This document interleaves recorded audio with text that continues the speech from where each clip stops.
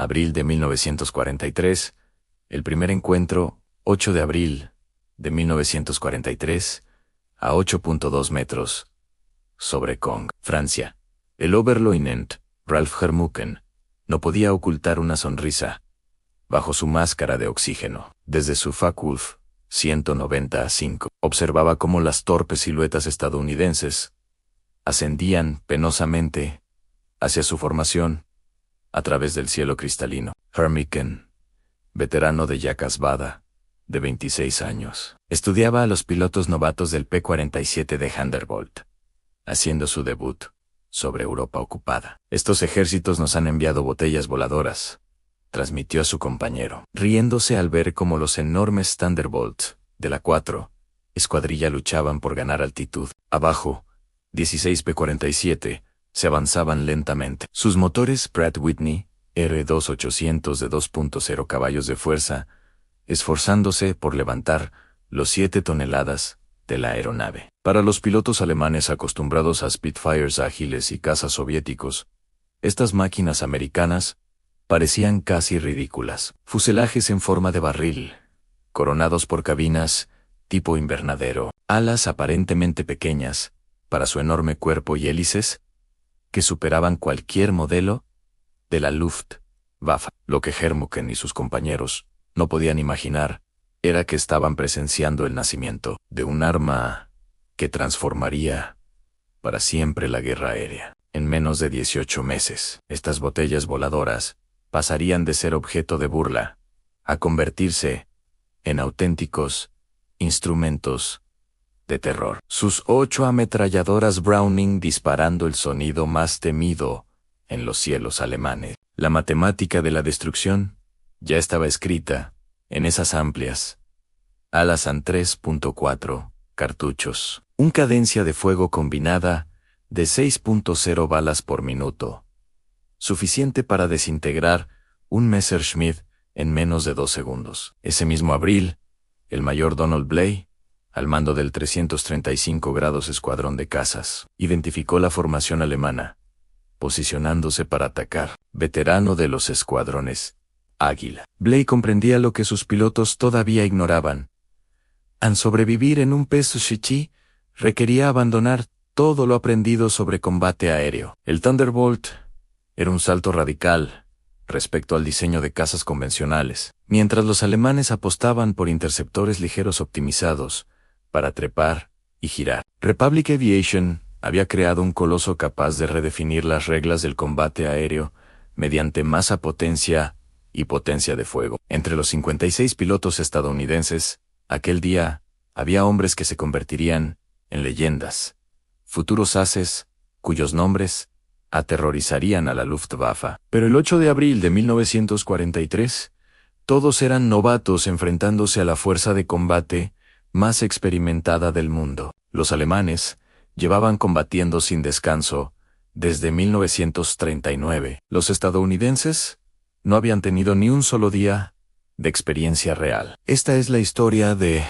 cómo la lógica industrial venció a la brillantez táctica, cómo la cantidad y calidad se fusionaron en superioridad aplastante, y cómo la risa de los pilotos alemanes se convirtió en miedo cuando descubrieron lo que podían hacer 8 ametralladoras sincronizadas a 400 metros. El diseño del coloso y los primeros combates, el P-47 de Vanderbilt, nació del pánico de junio de 1940, cuando los cazas alemanes arrasaban Francia. Alexander Kartveli, diseñador jefe de Republic Aviation y de origen georgiano, recibió especificaciones urgentes del ejército de Estados Unidos. Necesitaban un interceptor de gran altitud que pudiera igualar a los mejores cazas de la Luftwaffe. Lo que Kartveli creó fue mucho más que eso. Un monstruo que redefinía los límites de lo posible. Será un dinosaurio, admitió a su equipo, pero un dinosaurio bien proporcionado. El prototipo XP-47B, que voló por primera vez el 6 de mayo de 1941, sorprendió a todos. Con un peso vacío de 4.5 kilogramos, Era un 65% más pesado que su predecesor, el P-43 Lancer, y su sistema de sobrealimentación turboalimentado le daba un aspecto casi embarazado. Los pilotos de prueba, al acercarse, preguntaban incrédulos: ¿esto realmente vuela? Y no solo volaban a gran altitud, era incomparable. Su motor Pratt Dan Whitney Air Duadelapan 00 de 18 cilindros y 2.0 caballos mantenía plena potencia a 8.2 metros, donde los cazas alemanes apenas respiraban. Pero dominar al Thunderbolt no era sencillo. El mayor Hubert Hobbs CA, al mando del 56 grados, grupo de cazas en Bridgeport, Connecticut, lo odiaba inicialmente entre septiembre de 1942 y enero de 1943. Su unidad perdió 18 pilotos y 41 aviones en accidentes de entrenamiento. El P-47 mataba más estadounidenses en tierra que los alemanes en los primeros meses de combate. Se descontrolaba al aterrizar, se torsionaba al despegar, y los pilotos descubrieron los efectos de la compresibilidad, cuando las ondas de choque congelaban los controles a alta velocidad. Pero quienes lo dominaban encontraban algo extraordinario: el teniente Robert Johnson, un joven granjero de Oklahoma, que llegaría a ser uno de los ases estadounidenses con 27 victorias. Describió su primer vuelo: era como subirse a una locomotora. No lo pilotabas, lo apuntabas. Los primeros combates, en abril y mayo de 1943, confirmaron las expectativas alemanas.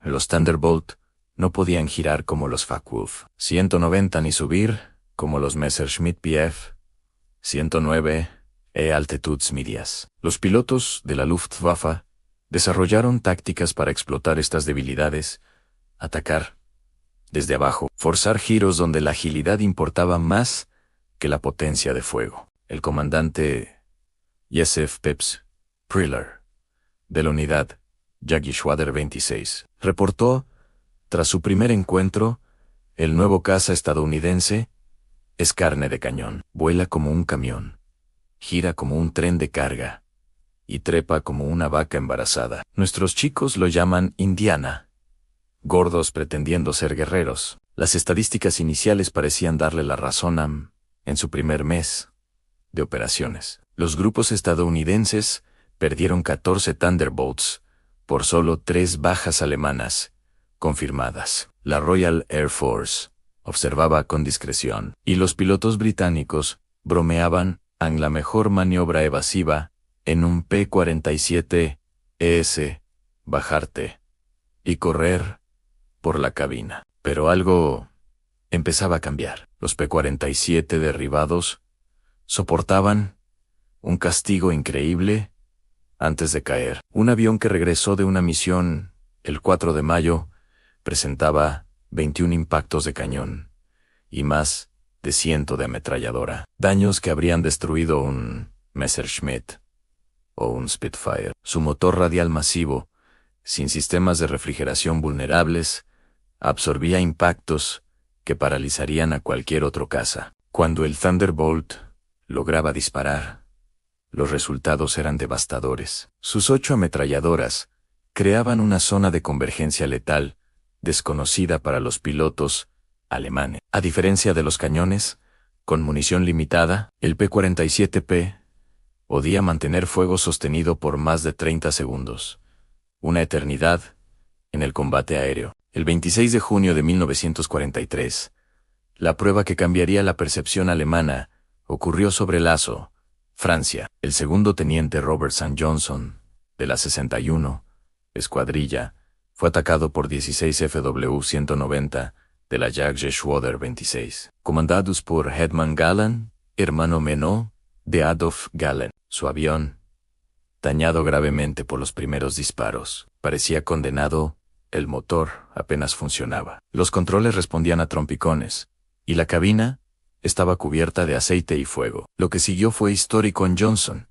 Herido y atrapado, logró estabilizar su avión y regresar a Inglaterra. Un piloto alemán lo persiguió, disparando cañón y ametralladoras, y vio con asombro cómo el Thunderbolt absorbía todo el fuego sin derrumbarse. Tras quedarse sin munición, el alemán solo pudo observar con incredulidad cómo Johnson aterrizaba en Manston, con más de 200 impactos contabilizados en su avión. Este encuentro demostró lo que los ingenieros estadounidenses ya sospechaban. Habían subestimado a su propia creación. La combinación de potencia, blindaje y fuego concentrado convertía al P-47E un adversario casi invulnerable. Dominio aéreo y supremacía industrial. A medida que avanzaba 1944, los pilotos estadounidenses comenzaron a explotar las verdaderas fortalezas del Thunderbolt. El teniente coronel Hubert Zina, comandante del 56 grados, grupo de cazas, descubrió la regla de oro: no girar ni trepar con ellos, sino aprovechar su peso, su potencia y su fuego. Lo que antes parecía una desventaja, se transformó en un arma. En picadas desde 9.0 metros, los P-47 alcanzaban 885 kilómetros por hora, velocidades imposibles para los cazas alemanes, incluso en caída vertical. Esta energía podía reconvertirse en un ascenso rápido, que dejaba atrás a cualquier perseguidor. Capitán Walker Bard Mahurin desarrolló la famosa táctica Boom and Zoom, también llamada por los pilotos como la cacería del pavo: subir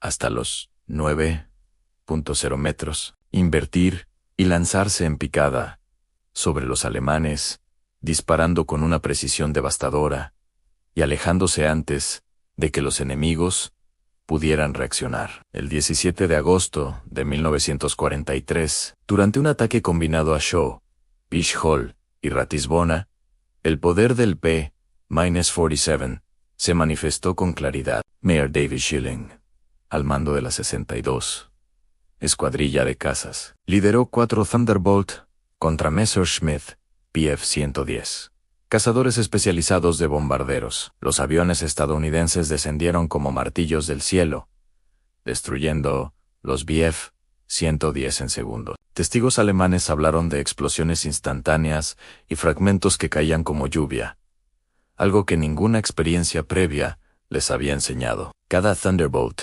llevaba 3.4 cartuchos, una potencia de fuego que creaba una nube de proyectiles imposible de evadir, mientras los alemanes contaban con 120 a 200 proyectiles por cañón. Los estadounidenses mantenían fuego sostenido durante medio minuto, con una mezcla de munición trazante, incendiaria y perforante. Los efectos eran catastróficos.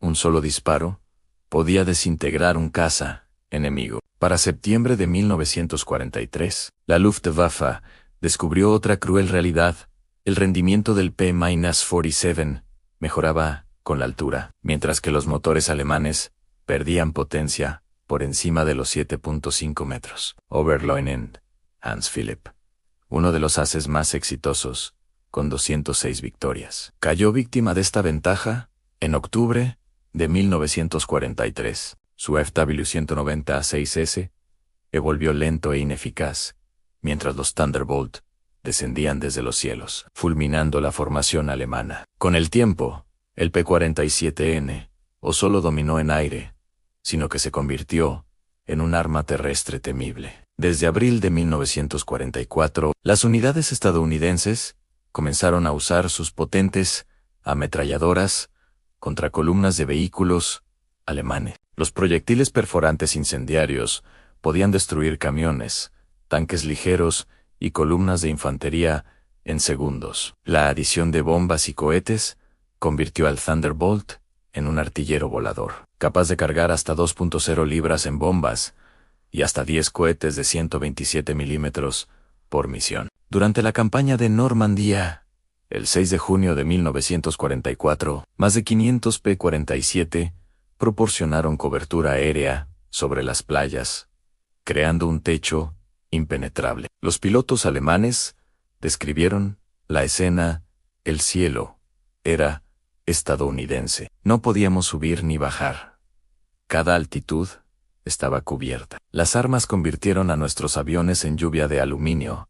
Oberleutnant Wolfgang Fischer JG-21. En las semanas siguientes, los Thunderbolts sistemáticamente destruyeron los transportes alemanes a plena luz del día. En junio de 1944, la 9 Fuerza Aérea reclamó la destrucción de 651 locomotoras, 3.847 camiones, 512 tanques y vehículos blindados, y 4.553 vehículos tirados por caballos. El avance aliado se volvió casi imparable, pues los alemanes solo podían mover tropas de noche. El P-47 también demostró su valía en el Pacífico. El 348 grados Grupo de Cazas, desde Nueva Guinea, adaptó tácticas específicas para las vastas distancias y duras condiciones del teatro. El 11 de octubre de 1943, el coronel Neil Kirby lideró 4 Thunderbolt contra 40 aviones japoneses sobre Waiwa, derribando 6 enemigos él mismo en una misión, lo que le valió la medalla de honor. Los japoneses, acostumbrados a cazas ligeros y ágiles, llamaron a los Thunderbolt monstruos, incapaces de resistir su fuego sostenido y durabilidad. Finalmente, los Thunderbolt evolucionaron hasta interceptar jets alemanes, como el Messerschmitt Me-262. A finales de 1944 y principios de 1945, variantes como el P-47M, con inyección de agua en metanol y mejoras aerodinámicas, alcanzaban velocidades de 760 km por hora y podían derribar jets durante despegues, aterrizajes o picadas rápidas. La avalancha de acero y la victoria total para 1945, la Luftwaffe ya existía más en papel que en los cielos. La combinación de pilotos experimentados muertos o capturados, falta de combustible y aeródromos destruidos, dejaba a los alemanes con escasas opciones. Atacar significaba enfrentar formaciones de P-47 QW, dominaban todas las altitudes, desde el suelo hasta 12.0 metros. El último ejemplo lo dio Feldwebel Klaus Breitschneider, uno de los pocos pilotos alemanes entrenados en 1945, única misión de combate, terminó en 12 segundos. Vi 4 Thunderbolt, en perfecta formación descendiendo sobre mí, intenté girar, pero eran demasiado rápidos. El líder disparó desde 500 metros. Mi motor explotó. El ala se desprendió. Vi a 6 compañeros desaparecer en un instante. El cielo llovía aluminio y fuego. Los síntomas psicológicos eran reales. A los pilotos desarrollaron lo que los médicos llamaron fiebre del jabo, una reacción física de pánico al escuchar o ver un P-47 aproximarse. Los soldados en tierra, al escuchar el rugido inconfundible de los motores y el estampido de sus hélices, buscaban refugio inmediato. Las cifras finales de las operaciones con P-47 son asombrosas. En Europa, los Thunderbolt destruyeron 3.752 aviones alemanes en combate aéreo, 3.315 aviones en tierra, 86.0 vagones de tren, 9.0 locomotoras, 6.0 vehículos blindados, 68.0 camiones, 60.0 vehículos tirados por caballos. En el Pacífico, los resultados también fueron devastadores. Han 697 aviones japoneses derribados en combate aéreo, 150 en tierra, 1.5 vehículos y 150 locomotoras eliminadas, junto con innumerables embarcaciones y almacenes militares. La 9 Fuerza Aérea, equipada principalmente con P-47, voló 213.873 misiones de combate, lanzó 120.0 toneladas de bombas, disparó 135 millones de cartuchos y lanzó 60.0 cohetes. El costo humano para la Luftwaffe fue devastador, aproximadamente 28.000 pilotos muertos en combate contra las fuerzas occidentales, muchos víctimas de las potentes ametralladoras del P-47. Al final de la guerra, un piloto alemán promedio tenía menos de 30 horas de combate. Un piloto estadounidense de P-47 contaba con más de 200 Los archivos de inteligencia alemana muestran la transformación de su percepción. Abril 1943. En casa grande, poco maniobrable, amenaza mínima. Diciembre 1943. Ant rendimiento excepcional, a gran altura. Fuerza estructural extrema. Amenaza significativa, sobre 7.5 metros. Junio 1944. An dominante como caza bombardero, devastador, a cualquier altitud. Marzo 1945. A mejor caza bombardero de la guerra. Combinación de potencia de fuego, durabilidad y rendimiento inigualable. En 1985, en una reunión de ex pilotos estadounidenses y alemanes, en Phoenix, Arizona, Adolf Galland, ex jefe de caza de la Luftwaffe, reflexionó sobre el P-47. Cometimos un grave error en 1943. Vimos este caza pesado y nos reímos. Decíamos que los americanos no entendían de combate aéreo. Nosotros fuimos los que no entendimos. No construyeron un caza europeo, construyeron uno estadounidense. Producción, fuego y supervivencia. Tenían razón. Y cuando volé un P-47, se ha capturado. Lo entendí todo en el P-47 de Thunderbolt. Encarnaba la filosofía industrial estadounidense sobre ingeniería, fuerza bruta y recursos ilimitados. Cada ala podía soportar 18.0 kilogramos. Cada motor resistía fuerzas de 12 gramos. Y el sistema de munición era tan sofisticado que 8 cajas independientes alimentaban los cañones sin interrupción. Los alemanes, que al principio se burlaron de sus aviones gordos, terminaron aterrados. La risa de 1943 se transformó en terror en 1945. Los P-47N o solo vencieron a la Luftwaffe, la destruyeron, cumpliendo su papel como la máquina de guerra definitiva, construida y operada por jóvenes pilotos estadounidenses y mantenida por mecánicos que aprendieron su oficio en semanas. El Thunderbolt entró en combate como objeto de burla y salió como instrumento de aniquilación, dejando un legado imborrable en la historia de la aviación militar.